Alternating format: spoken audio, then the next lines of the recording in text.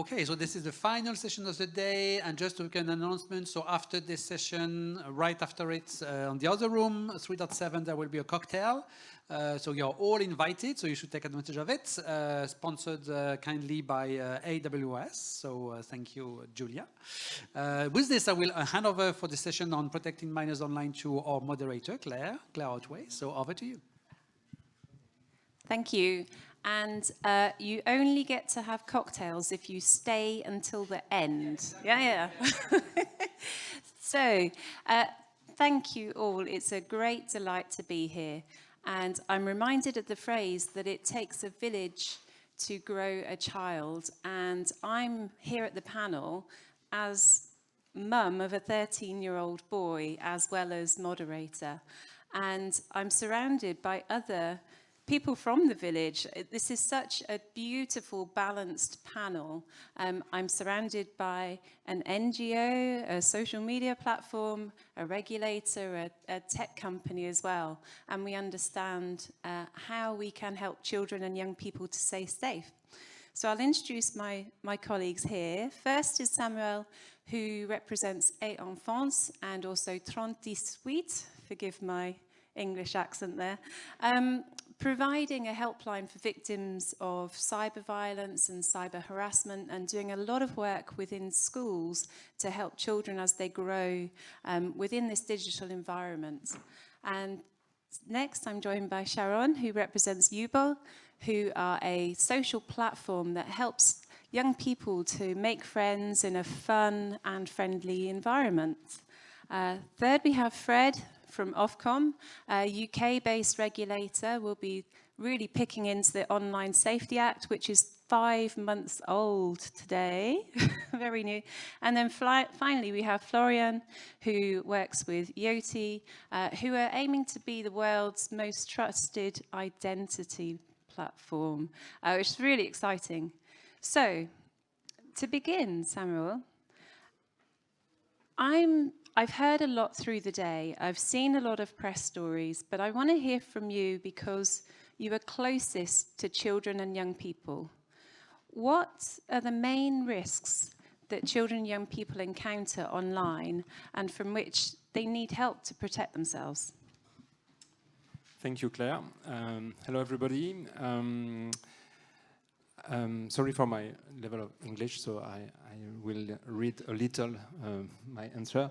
T&SF carried out a survey a few months ago which showed that children start using internet at 5 years and 10 months approximately with their parents, and a year later they are still using it on their own, and a third of them go online without asking their parents' permission. Of course, very early they are confronted with risk that they don't measure, that they often underestimate, and they are not aware of because they are not prepared by adults, often their parents, who are often far from their children's digital tools. Children spend a lot of time on screen, which it's a problem, but above all, they are on their own with no way of being warned of the possible risk, which their parents often don't even know about. At 3018, the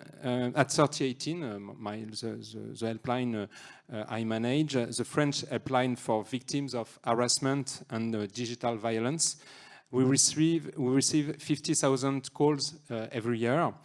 And the main reason why teenagers use the helpline are, for example, cyberbullying. It's a very big problem.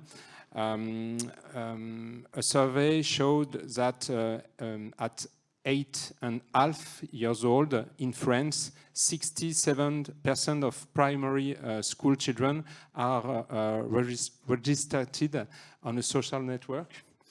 So it's very young. And 25% of families are concerned by this issue. And there is often a link between bullying at school and cyberbullying. Young people make no distinction between online and offline. For them, life is like a continuum, and there are no more protective online than offline when it comes to protecting themselves from harassment or putting end to this situation. Harassment may be linked to the fact that young people are unaware of the personal information. They are disseminating without sufficient protection, particularly their image through photos and videos. When it comes to harassment, girls in particular need to be protected because they are more often the victims. The second reason why teenagers call 3018 concern blackmail, sextortion, scams, and identity theft. Since the end of the COVID health crisis, the number of this case has increased significantly. Minors are easy targets who don't protect themselves and often remain silent when they are victims. In both cases, teenagers feel guilty, ashamed, and responsible for what happens to them. Among the youngest, exposure to inappropriate sexual or violent content that may shock them without talking to an adult to reassure themselves is also a problem. Online pedophilia, where predators use the internet to contact minors, often with the aim of sexually exploiting them. They may pose as minors to gain their victim trust. Overall, misinformation and exposure to false information or extremist content can influence young people, influence young people's belief and behavior, sometimes leading them towards dangerous ideologies. And to finish, internet addiction is a problem in most families. Young people, for their part, believe that they never spend too much time online, certainly no more than their parents. And to protect them, to protect children against this risk, for me it's very crucial to establish an open dialogue between parents and children on the potential dangers online, to put in place appropriate parental control software, and to educate young people, parents and professionals in responsible and critical use of the internet. Thank you. And what strikes me most is we're talking around child and child as well as child and adult. And it's no longer an option to just switch off the internet. We cannot protect our children in that way. So Sharone, could you talk to us about how you're working as a platform with other organizations to help protect children? So for us at Yubo, protecting our users, like whatever their age, is a priority, of course, but we really at the beginning of the creation of the company, when we started to be confronted to what was happening on the platform, we immediately realized that this was going to be our biggest challenge, and we immediately understood that prevention and anticipating the risk would be the best solution to address this issue, because once the user has been exposed to the content or has been subject to the threat, it's too late. So we really understood that this, what's the title of our panel today? We talk about safety by design. So we really understood that safety by design was the strategy we had to implement in our safety operations.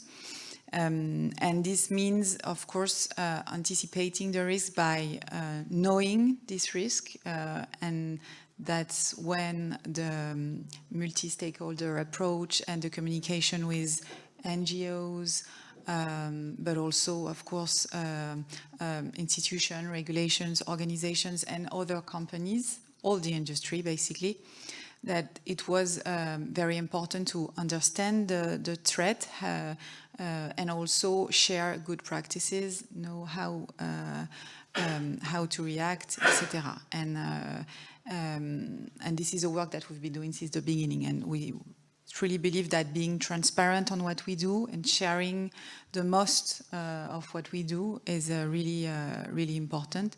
And we have a lot of initiatives that we are doing in this direction.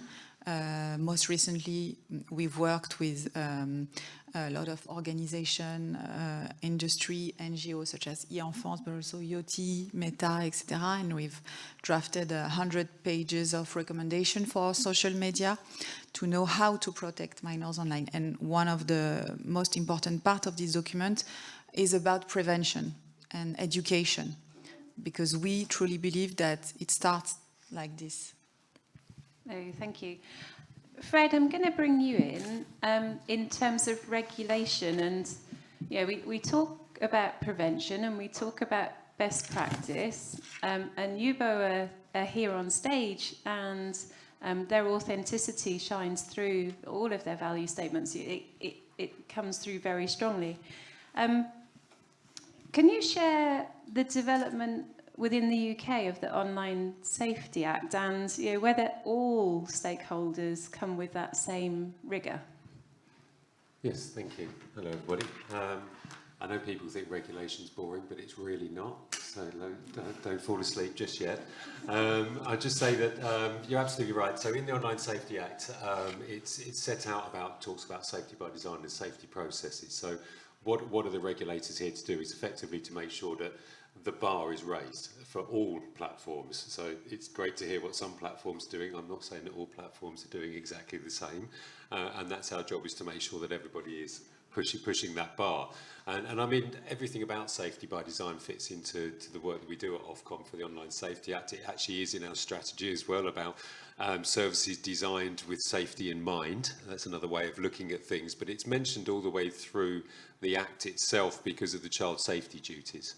So it's very much focuses on thinking about that design at the beginning. So safety in that design right at the beginning. So the functionalities, the algorithms, but it's not just the technology. It's also the governance process. So you're clearly thinking about that as well. How are we thinking about safety by design in our organisations and on our platforms? Are the product teams involved in this? Are the sales teams involved in this? Are the business units involved in this? Does it go straight up to the board? The consideration, is it something they're ticking off when they're okaying a product to say we are considering the safety and design in this product right from the outset? And we're speaking with regulators and NGOs and experts in this field to understand it as well. I mean, the Online Safety Act, I think you probably heard from my colleague earlier as well, talking about risk assessments, that part of it. Are these risky functionalities on your platforms, and what have you done to mitigate the risk on those of those functionalities and algorithms and all the other areas that you're talking about? And Ofcom's role as the UK regulator for the Online Safety Act is effectively to say, is that good enough? Are you telling us the truth? Let's test the effectiveness of what you're saying and seeing if that is actually correct, and if not, we have powers to be able to take further action. It's really quite far-reaching, and for me, you've hinted that you cover a broad range of platforms. So we're not just talking about a social media platform. We're also looking at how retailers, online retailers, would make sure children have a safe environment. They're not given access to inappropriate goods, for example. So for a range of industries that might be here, Florian, what kind of solutions, what kind of technology solutions do you think can be brought through for to help guide trust and safety professionals? Thanks very much. Hi everyone, my name's Florian, so I represent Yoti. For those of you who don't know Yoti, another 4 letters company starting with the letter Y. And we were founded in 2014, 10 years ago. We have the mission to power the world and be the first and the best digital identity and age verification provider there is. So fast forward 10 years, we provide age verification technologies to a range of companies and platforms. It goes from Yubo, of course, to some of the companies. I'm sure you've got accounts on your phones which are in your pockets, hopefully, and all sorts of businesses who need to understand the age of their users. So the technologies that exist today, well, they've been in use for quite a while and they've been deployed at scale throughout the world. They include your average document-based verification. They include credit card checks, phone checks, but they also include some of our flagship technologies such as content moderation, which can tell you if a person is in content against their will, or age estimation. And if I can further develop age estimation, is a technology that essentially looks at each and every one of your beautiful faces, but has been trained with an artificial intelligence that kind of understands how the average face tends to change over time. I didn't say age, I said tends to change based on a variety of factors such as exposition to weather or life experiences or just the general life experiences. So off the back of that, it generates an estimated age which situates you within about 1 point-ish year of your actual age. And that helps anyone, like we've said, a retailer or an online service provider such as Yubo, to understand what is your age, and then based on that decision to give you an age-appropriate experience or to deny you access to a service if you're below a required threshold. One of the things we say, we don't say how it should be used. We think it's the role of policymakers, influenced by you, the citizens, and who then instruct the regulators who really put into reality. And also an important factor when it comes to age estimation is that we do not know the identity of the person. We don't know who you are and what you're trying to access. We just return a number to a person, to a website, sorry. So, a lot of really strong evidence, guidance, the beginning of regulation this early. I'm going to start with you, Samuel, and open up to the rest of the panel. Is it enough? Does this fit with what families and children want? It's never enough, but that's right that the verification of age is very important, and it's a very big subject in enfance, because for us it's very important to know who is in front of the screen. French population is fairly well informed for me about the risk that exist on the internet. But for me, there is a paradox. They take, because there is a paradox, because they take few measures to avoid the danger on internet, but they know the danger. So for me, it's a big question to help them to take the tools and the measures to protect their children. For example, parents are well aware that pornographic content are seen very early by their children. Often they are very young, but few parents use parental control software, for example, despite its effectiveness in filtering content. They know that pedophilia can talk, for example, to their children online, and nobody accepts this, of course. What parents need are practical tools to help them know how to talk to their children about the subject, and to ensure that their instructions are followed. But before providing tools, we need to help parents understand what their children are doing on the internet, while ensuring that minors have their privacy protected. Parents have little time and often have several children, so they need to be given tools that are very easy and intuitive to use. And finally, for me, there is a paradox when it comes to protecting minors on internet, because we know that it's the most vulnerable families, those from the most deprived, family background who are most at risk, and yet the tools are not designed for them or are not sufficiently well adapted. Safety by design must be able to protect those who are not fortunate enough to have a protective environment, and who, because they are alone, need even more protection. Any want to jump in, Sharon?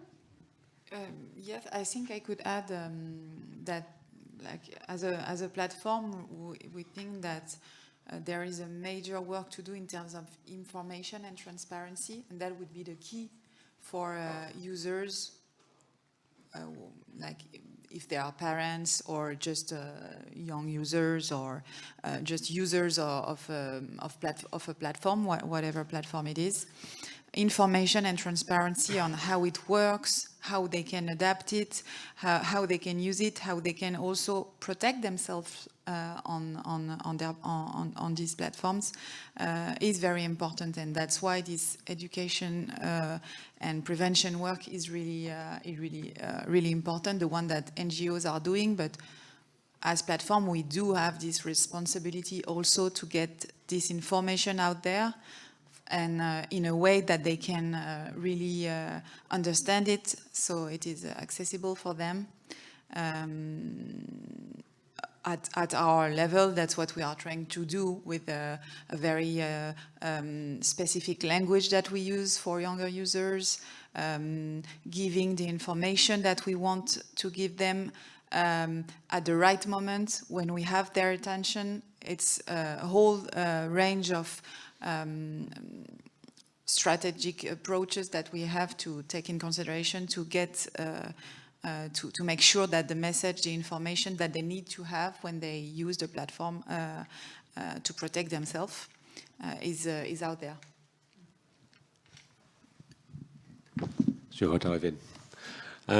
Ofcom conducts research on users' attitude in the UK to online. So, and I'm going to generalise here a little bit because it's a fantastic piece of research, Online Nations. Everybody have a look. I would say adults and children have different views about what they want to achieve online. I've got a few kids, and I also manage an under-10 girls football team, and they're all different.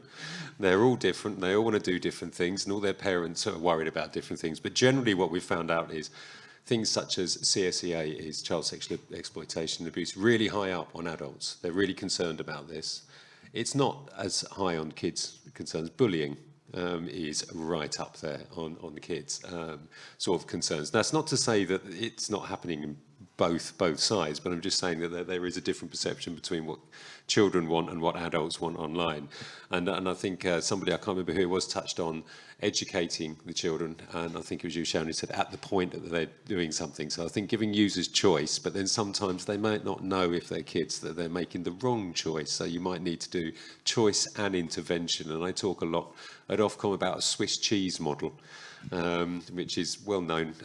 You know, you're trying to put in the various layers and the cheese that you're going to stop something getting through all of the holes, because there are various levels that can help you there. But I would say user choice is really key. What we call is media literacy. So Ofcom, we're pushing, and part of the Online Safety Act talks about media literacy as well. And what we mean by that is really educating children, adults, about all the different things they could or couldn't do online. It's not making a judgment, it's just saying that these are the good things and bad things that could happen, to be able to put those tools in the parents' hands, to be able to make a bit of a value judgment about where they want to sit in the scheme. Obviously not pushing into anything that's going to be illegal or completely break the law. Thank you. As the solution provider, I think one of the things that we always emphasise is, I think as Fred has said, the element of choice, right? So I think we need to go from thinking that people who go online are sort of victims to actually they're very much in charge of their own destinies, right? And we should empower them. We should stop seeing them as these poor little things who are going to, you know, experience terrible, terrible things online because, gosh, they don't know what they do. We have a collective duty to educate, and, you know, you'll find studies, obviously, I don't know for France, but in the United Kingdom, the average reading age is 9 years old. Right, I do things outside of Yoti where I regularly try to register people to vote. right? Simple. Most people don't know how to. Sending a letter, filling a form, that's genuinely difficult for a lot of people.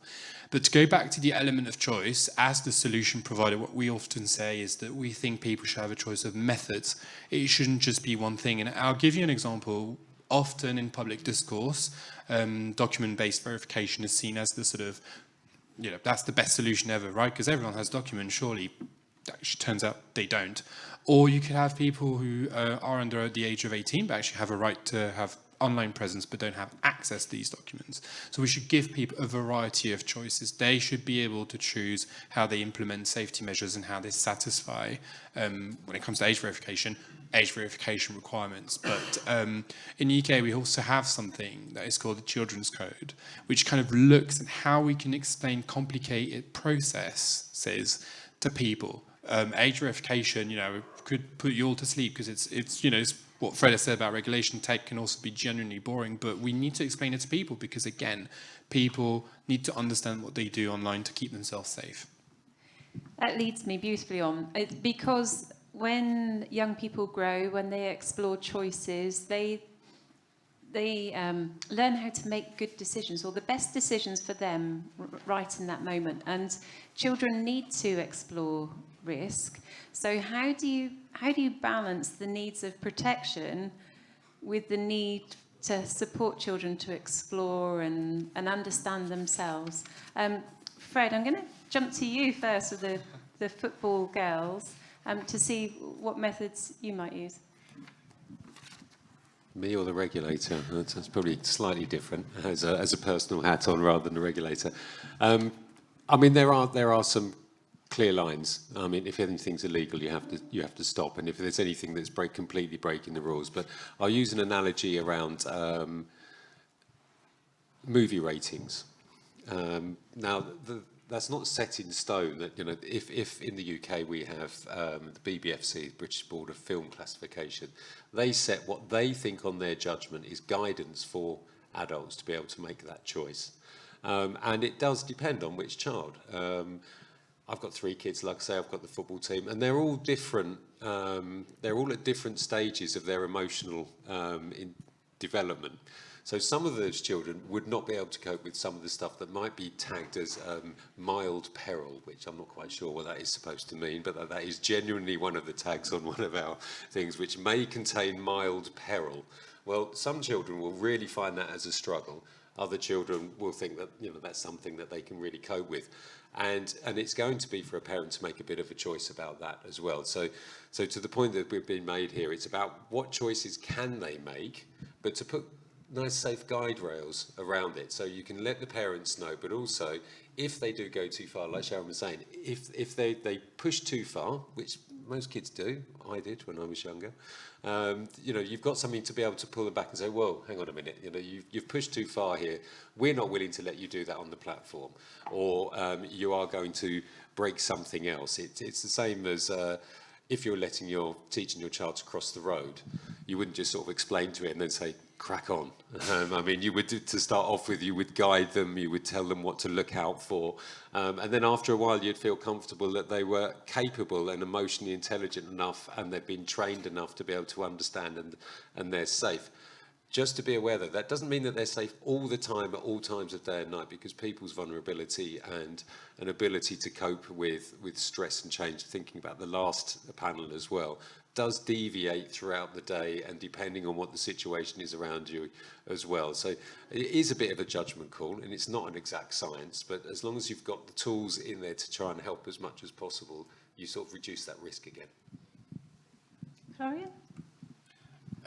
Thank you. Well, I think as a tech provider, we kind of go back to what we said earlier. We're not here to say to people how our tech should be used, when, how, for what level of age, etc. We think it's for you, citizens, to speak to your elected representative, who then go to wherever they meet to make laws and then pass them on to well-informed regulators, and for them to implement this into a reality.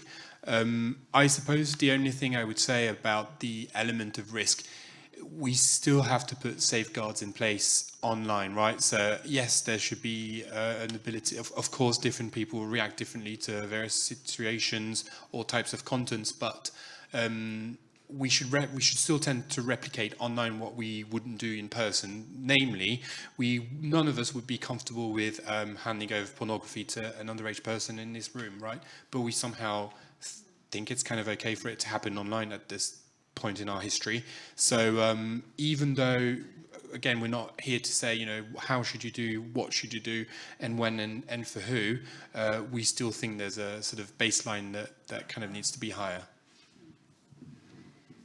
Samuel, is there anything you would like to add? You do a lot with schools and education and helping young people to make, you know, the best decisions that they can.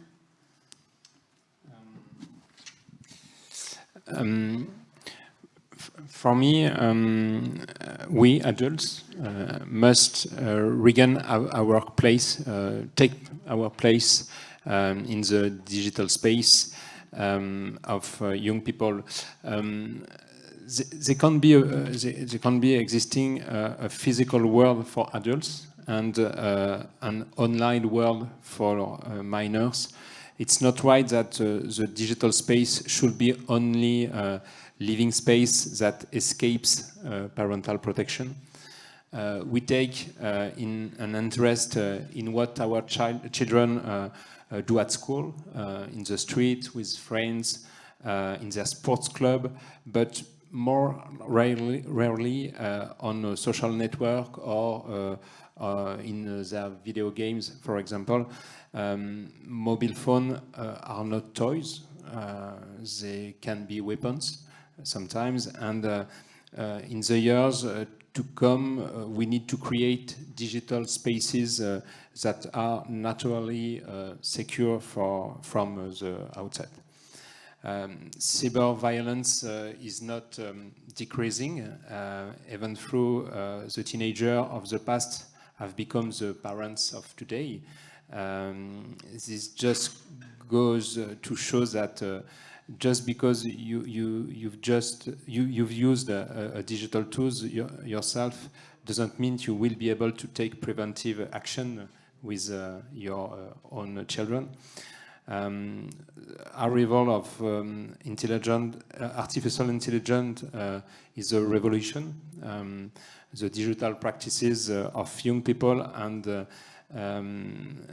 we need to prevent this. We have to expect new risk in the year to come. So we need to be prepared because today digital technology is in the hand of babies from the very beginning of their lives.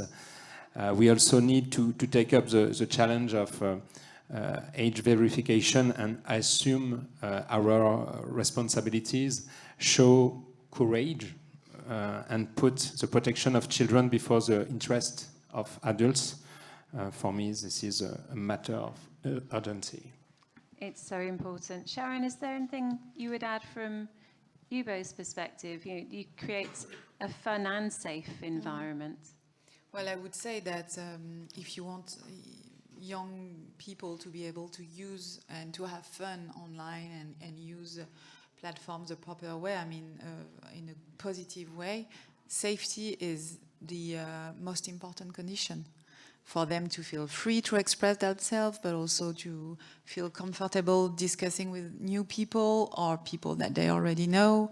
I mean, we are at a time where you need to own, it's their space and they need to own it. And in order to do that, they need to feel safe and free to do it. So I think this is the ultimate condition for users to use positively social platform and to enjoy it. It's to feel safe on it, and as a platform, this is something that we realized really early, and that's why we've put safety at the center of everything we do. Smashing. I'm just going to look to the audience to see if you have any questions before I have the final question to ask. Are there any burning questions in the room for this wonderful panel? Nope. So Sharone, I'll start with you. what would be your last, what would be your key message for this audience as they go home? What's the most important thing they need to know and hold true in relation to online safety for minors? Well, I think that that's the reason we are all here also today and during these days in Lille. It's to share, to discuss our practices, the way we work, what we think would be the most important thing tomorrow, what is the most important thing today. So I think this dynamic is essential if we want to address what is today one of the biggest challenges of our time. So I think this is the key message that everyone needs to go home with, communicate, work together, and because we are all concerned, and it's an issue and an important one for all of us. Thank you. Fred? Thank you. I think on a similar vein, it's everybody's responsibility, safety by design. And even if you don't work for a platform, it's your responsibility to push the platform to make sure it's got safety by design. Your choices of who you go with on the platform, it makes a difference as well. Market value, pushing, people, if they're choosing to go on the safer platforms that do look after people, then it pushes the market incentive for others to follow as well. And also do engage with regulators. We're not that frightening, and we do engage with platforms. So if there's any views, please don't be keyboard warriors. Moan to us, and then we can pick it up on your behalf.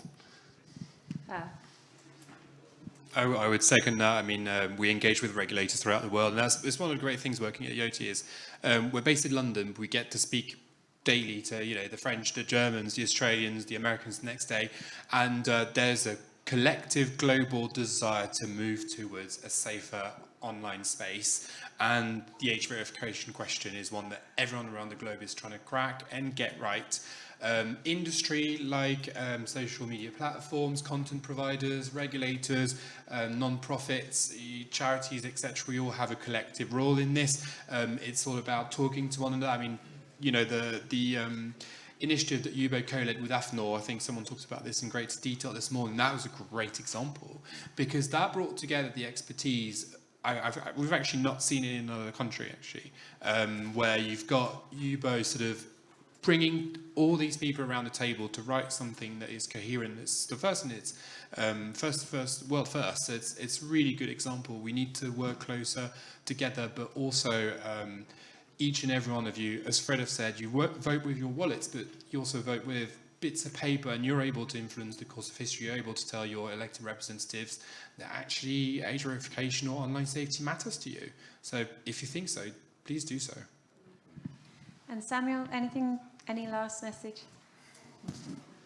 No, so we have to progress because a lot of children have difficulties online, and on 3018, the helpline I manage, we can every day we are witness of this kind of difficulties, and sometimes I can say to me that I never accept the same problem, and I'm an adult, so it's very difficult to